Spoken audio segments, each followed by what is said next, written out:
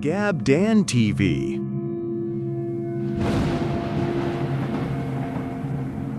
In the elder days of Erion, where silver rivers reflect the dawn, and rare moonflowers bloom beneath a century's moon, a prophecy was whispered over a newborn princess.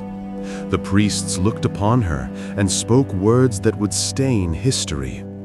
That she will love deeper than any soul before her, and suffer more than any heart can bear. Princess Saraphene grew into a warrior of grace, a woman with courage in her bones and softness in her heart. She was the steel that protected the kingdom, wrapped in silk. But even wrapped in destiny, even surrounded by duty, she longed for something more, something real, something hers. On the night of the Starfall Festival, beneath skies painted with falling stars and lanterns glowing like tiny suns, she found it. Beside a quiet fountain stood Ronan, a humble healer with gentle eyes and a smile that calmed every storm inside her. It wasn't fate that brought them together, not prophecy, not destiny, just a single quiet moment when two souls saw one another and recognized home. Their love blossomed in the shadows, in moonlit groves where petals glowed like scattered stars. There, hidden from the world, Saraphene laughed freely. And Ronan held her not as a princess, but as a woman whose heart beat only for him. He would whisper to her in the dark, "You are not the crown, Saraphene. You are the light that casts the shadow." But forbidden love burns brightest just before the world discovers it. King Aldrin, her father, was a man hardened by war.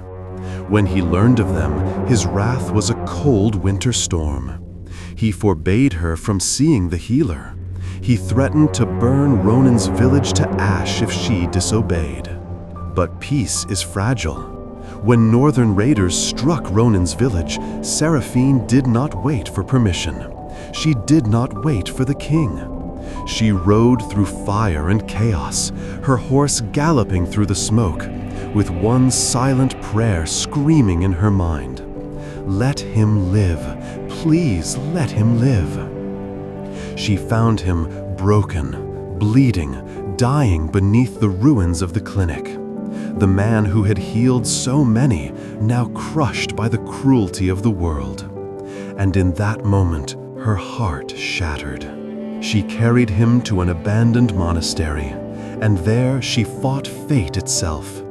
Every herb she crushed, every wound she cleaned, every trembling plea she whispered was a battle fought by a heart unwilling to lose him. Ronan, weak and fading, tried to push her away. He whispered, "Go, Saraphene, save yourself." But she held his hand tight and replied, "There is no self without you." But far away, the king's wrath gathered. The scouts had found them.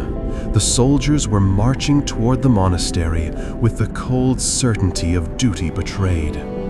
When the boots of the army shook the ground, Saraphene stood before them alone. No crown, no guards, just the truth of her love, shining brighter than the steel raised against her. She turned to Ronan one last time, kissed her forehead, and stepped into the light. She fought like a blazing star, fierce, fearless, radiant. She held the line not for a kingdom, not for glory, but for the breath of the man behind her. She fought until her arms shook. She fought until the ground was scarred. But even stars must fall. An arrow pierced her heart. The world went quiet. She fell to her knees, and as her breath faded, the moonflower in her braid slipped free, drifting gently to the earth. With her final breath, Saraphene smiled, for she had loved without fear, and died without regret. Ronan lived. Because of her, he lived. But every year, on the night the moonflower blooms, he returns to the place where she fell.